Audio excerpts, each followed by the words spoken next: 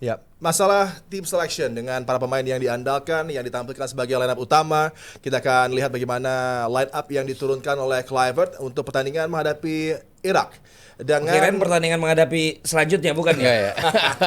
Yang kemarin ini. yang kemarin. Oh. Ya. Oh, Piala Asia Tadinya ini ya? kita harusnya berpikir untuk next match, tapi Iya, iya. sayangnya nggak terjadi round kelima gitu kan. Line up dari tim yang juga ada perubahan tentunya dengan personel yang diganti oleh Kluivert, juga dengan approach yang agak berbeda di midfield, juga dengan tampilnya kembali Verdonk misalnya, dan dari pelatih yang lalu ke pelatih yang sekarang memang ada satu nama yang terus sudah kita perbicarakan, Rizky Ridho, yang perannya signifikan. Memang ada kesalahan sedikit, tapi tentunya jasa dia, peran dia, dan penampilan dia sepanjang berlaga hingga ke round keempat adalah pemain yang punya influence luar biasa tentunya, Valen. Iya, kalau melihat dari pertandingan menghadapi Irak, kalau dari sisi gue sih melihat dari awal sebelum akhirnya lihat ke babak pertama, gue tetap memilih Oleh duluan harusnya. Kemudian kalau gue lebih ke Miliano. Kenapa? Karena kita tahu bahwa termasuk ya yang waktu itu diramai dibicarakan di China, alasan yang terungkapkan bahwa coach yang lama tahu bahwa Tom Haye ini lagi tidak bisa 90 menit full. Sehingga dia berharap nahan dulu di babak pertama, masukin beliau di babak kedua supaya babak kedua baru ngambil mencuri kemenangan. Tapi kalau itu udah kecolongan duluan, ya kan? Nah di sini kita kan tahu bahwa di partai pertama bagaimana Ole punya peran yang signifikan ketika masuk babak yang kedua, ya. Sementara Haye juga masuk ke babak yang kedua. Nah, gua mau nggak mau dan sorry to say, memang Haye kayaknya kalau 90 menitnya agak berat. Nah kemarin 40 menit pertama bagus banget. Dia mengatur ritme, dia bisa memainkan bola di tengah, dibantu Pelopesi, apalagi Calvin Verdong ditaruh di gelandang, ternyata kelas juga. Dia lebih leluasa. Nah sayangnya Mauro Zylstra kan waktu di U23 aja belum perform. Punya potensi iya. Dan kemarin ada beberapa kans. Tapi menurut gua kalau kemarin langsung gedor dulu di pertama, kita jangan ngincer babak kedua, malah ngincer babak pertama. Apalagi Irak, gua nggak tahu sebelum-sebelumnya. Tapi kemarin ya dia nampilin permainan kita yang dulu. Menunggu. Babak kedua kontra strateginya. Kita mulai rotasi dan pemainnya mulai kecapean. Dia masukin malah yang lebih nyerang. Dia mulai pressing sekali-sekali. Jadi kayak dua pertandingan ini, kita tuh kalah sama strategi yang dulu kita pakai. Menurut gua. Karena semua manusia tahu filosofi Belanda ini memang menguasai bola dan menyerang. Dan semua orang tahu, gua fans Belanda masih nunggu sampai hari ini belum pernah juara Piala Dunia juga. Ya kalau lo bicara tadi tentang bagaimana Jadi approach-nya jadi nggak murni yang nyerang terus atau yang nguasain bola terus, itu akan bisa memenangkan pertandingan gitu loh. Nah itu yang kemarin gue sayang. Tapi kalau balik ke Ridho, dia main bagus banget, interceptnya banyak, covering sama Izas kelihatan lebih nyetel dibanding sama Dix.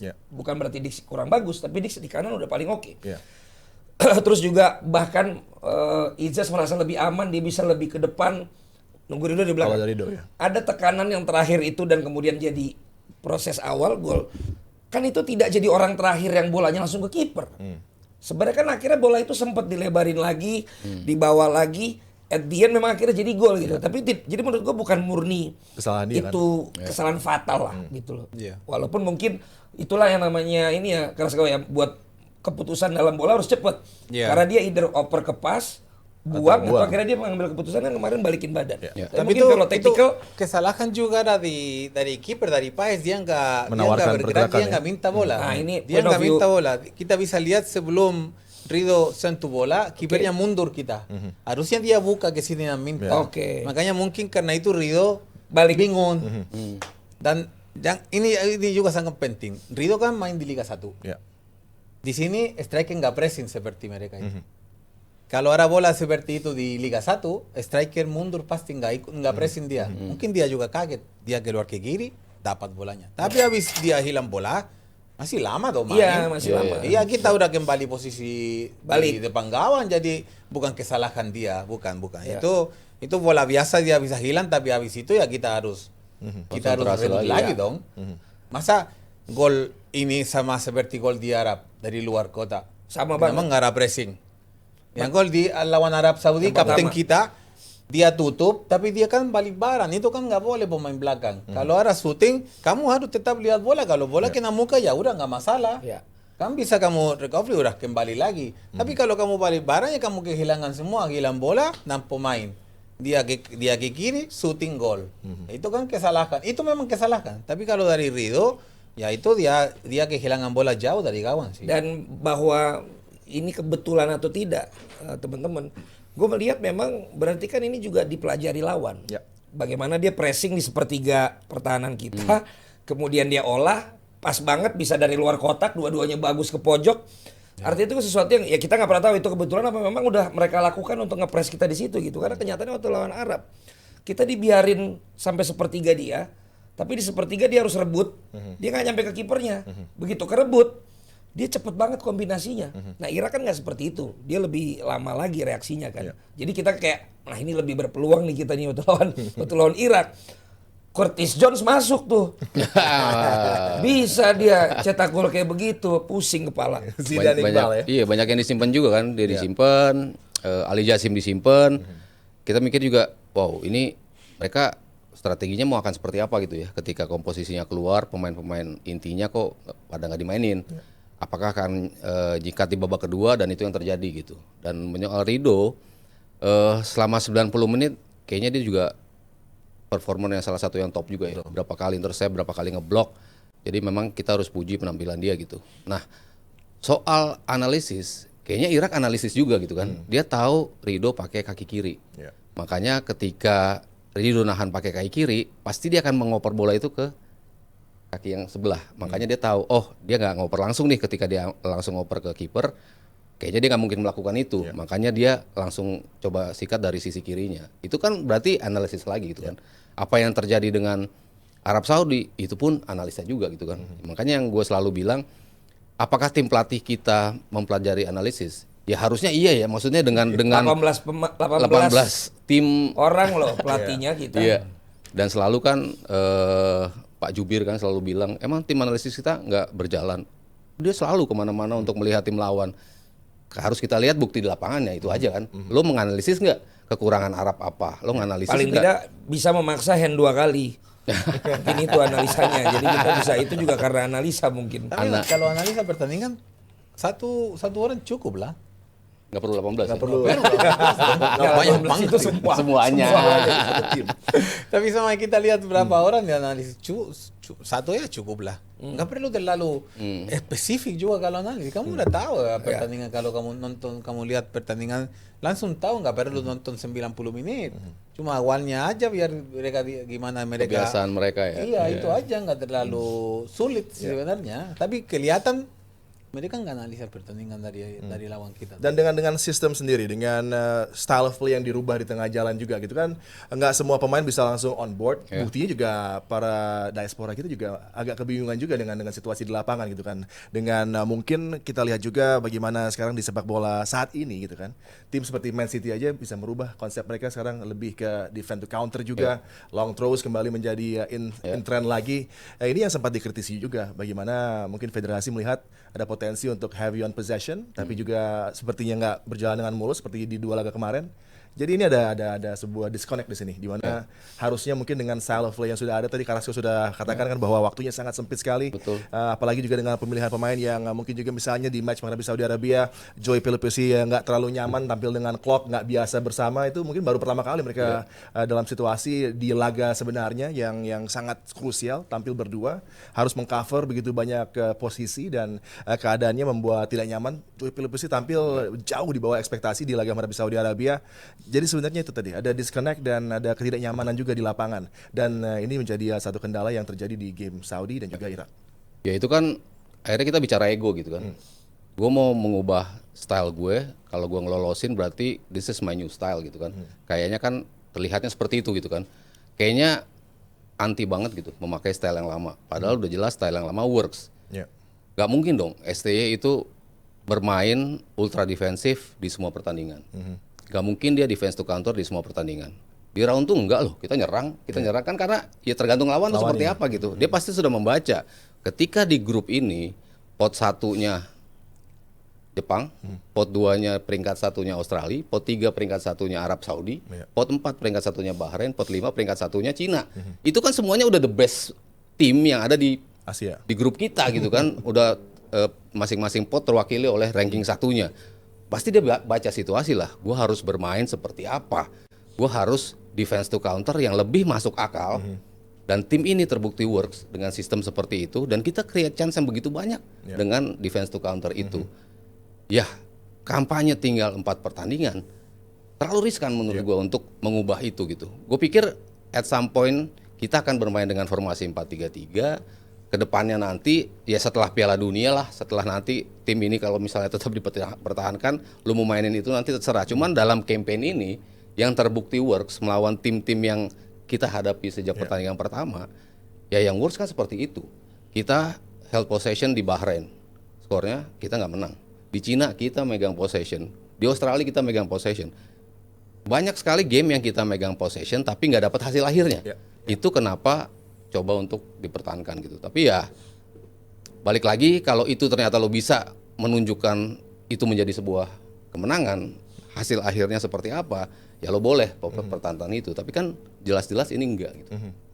Carrasco, dari situasi di mana kita punya satu generational talent, Marcelino Ferdinand, yang di laga menghadapi Saudi Arabia, di laga sebelumnya, di round sebelumnya, punya peran yang begitu luar biasa. Gol dengan selebrasi ikonik misalnya. Menghadapi Irak juga dia punya gol yang bisa dia cetak juga di laga sebelumnya.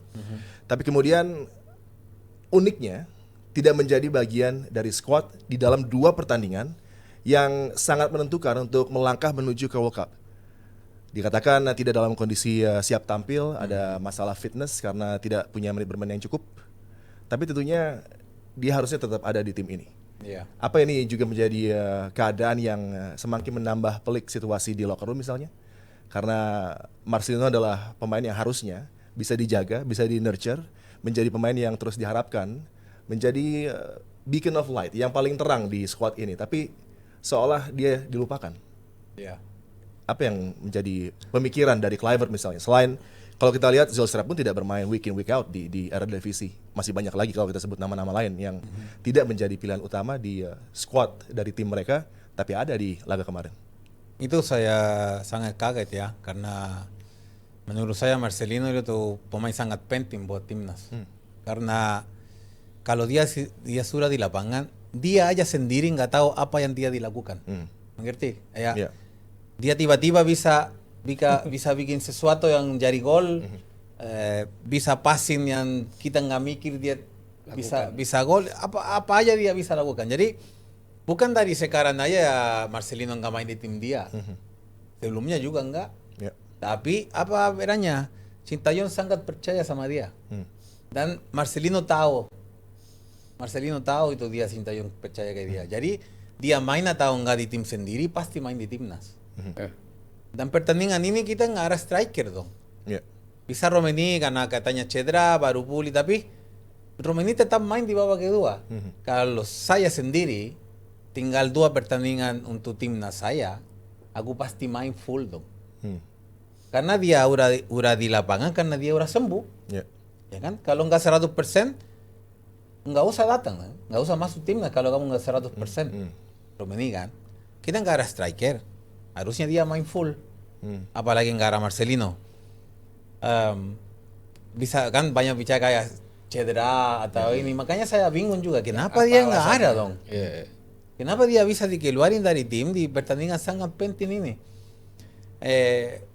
Kita tadi kan bicara kita kuasai bola, tapi kalau kita nggak ada striker, tetap kita kalah terus. Makanya aku bilang di sini aku udah sedikit kritis ke Liga 1. Semua tim di Liga 1 sekarang kita main 4-3-3 kan. Dan posisi yang paling penting dari tim itu nomor 9 yang main di tembok. Itu semua tim ada pemain asing. Jadi gimana caranya kita dapat striker buat timnas kita sendiri? Dulu waktu aku main, kita main 3-5-2. Jadi selalu ada 2 striker, 1 asing, 1 lokal. Aku sama Kurniawan, aku sama Buat Salosa, pasangan, sama Ikan Jaya Kusuma, Gendut Doni, semua pemain timnas. Jadi aku belajar dari mereka, mereka juga belajar dari aku kan. Satu tim kita kerja.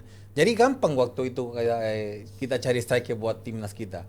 Dan gol juga kita banyak, Bambang Pamungkas, juga sama Deporras, ya kan? Pasangan begitu semua pemain yang timnas striker dulu. Sekarang buat pemain lokal kita nggak ada kesempatan sama sekali. Wing kita punya, ya kan? Punya kecepatan. Tapi kalau di timnas, kalau ada kecepatan crossing ke siapa? Nggak ada. Romini kan bukan main di tembok, dia bisa mungkin. Dia untuk di belakang striker dia bagus. Dia nggak ada kecepatan. Kita nggak punya pemain yang tinggi yang bisa kuasai bola. Kalau kita di press, kan kalau ada tim lawan pressing, enak kalau buang bola yang kita striker tahu dia tahan bola untuk kita nanti keluar. Ya kita nggak ada itu. Ya itu kita harus cari. Kita harus kasih kesempatan dengan pemain lokal kita. Ada berapa pemain yang masuk striker tapi di timnas katanya di tim dia sendiri, waduh ini banyak gol banyak, tapi timnas nggak ada. Gimana caranya kalau dia cuma main 10 menit, 15 menit? Kan beda main di tim sendiri sama timnas, itu beda jauh. Kamu main di timnas sama pemain yang jarang ketemu. Jadi makanya itu butuh proses juga. Ya tapi kalau prosesnya cuma panggil sekali 10 menit habis itu nggak panggil lagi, ya nggak mungkin kita dapat begitu. Jadi ya mudah-mudahan Marcelino kembali lagi ke timnas karena masih ada nanti Piala Asia, masih kita banyak itu, tapi itu pemain sangat penting buat kita. Ya mudah-mudahan main atau enggak di tim dia sendiri, panggil dong di sini. Iya, satu dari beberapa pemain yang nggak ada di roster yang dibawa ke Saudi Arabia. Ini menarik dengan satu diantaranya, salah satu yang mungkin banyak diperbincangan dengan Marcelino Ferdinand, juga bagaimana situasi di social media begitu ramai dengan Marcelino yang hanya menyaksikan laga ini dari sebuah kamar. Ini juga keadaan yang membuat kita sangat heran karena kalau ada opsi Marcelino di tim tentunya akan memperkaya dimensi tekanan bagi pasukan Garuda juga dengan kualitas yang sudah terjamin dari Marcelino Ferdinand. Kalau kalau boleh nambahin sedikit, gue melihatnya tuh sekarang kita tuh banyak keputusan yang kalau di pesawat kita delay, cuman bilang karena alasan operasional kita terlambat 30 menit gitu loh. Nah ini banyak nih sebenarnya nih kalau gue lihat nih, kenapa sih ini nggak ada, kenapa sih alasannya, sini alasannya kenapa sih nggak ada? Kenapa nggak masuk DSP juga kenapa kan? Kenapa nggak DSP nggak ada? Ini cuman kayak emang sih yang berhak mereka, tapi segitu kita kan menggilai dan mencintai timnas, dan untuk mengurangi pertanyaan-pertanyaan dan opini-opini yang liar, kan lebih baik diinformasikan dong. Dijelaskan dong. Dalam pemerintahan juga udah ada informasi, undang-undang informasi keterbukaan publik kok.